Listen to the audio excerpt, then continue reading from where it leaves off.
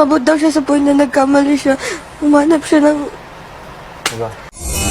Am I really that much? Really serious down. You don't really know you. So ayun nga guys, ipinaalam na pala ni Kuya kay Fiang ang tungkol kay Sian sa pamagitan ng voicemail. Alam na ni Fiang na nag-cheat sa kanya si Sian. Grabe talaga yung iyak ni Fiang dito. Inaamin din sa kanya ni Sian na hindi madali sa kanya, pero umabot naman sa point na nagkamali siya at humanap siya ng iba. At nakakadurog sa puso yung binitawan ni Fiang na akala ko all this time, lumalaban ka pa, ayos ka ako na lang pala. Napakasakit to sa part ni Fiang dahil yung taong pinagkatiwalaan niya, niloloko lang pala siya. Sa buong pananatili niya sa bahay ni Kuya, kahit ang hirap ng pinagdaanan nilang task, naging inspiration niya si Sian. Dahil buong akala ni Fiang, nakasuporta at nag-aantay sa kanya sa labas si Sian.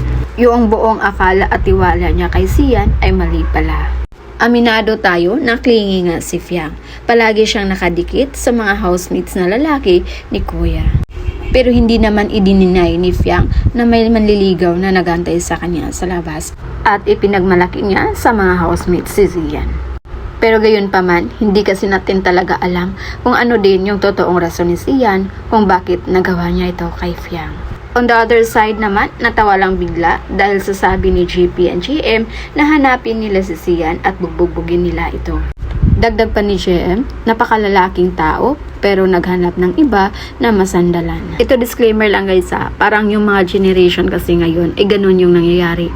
Mapalayo lang sa kanilang girlfriend or sa mga manliligaw, naghahanap na agad ng iba. Pero tika lang, kung may sobrang nalungkot dahil kay Sian, ba't parang may masaya? Ba't parang nag-iba yung aurahan ni JM? May sinabi pa siya kay Fiang na tama yan, mas malinaw na sa'yo ang lahat at wala nang sagabal. At sabi pa nito, baka si Kyle Echari daw ang kay Fiang. Nagulat ang mga netizens, si Kyle ba daw talaga or ikaw JM Ibarra ang para kay Fiang? At ito naman si JP, loko-loko. Kung dati gahaman si Fiang, ngayon naman pinagsabihan niya ito na huwag ka nang lumayo dahil andito naman ako.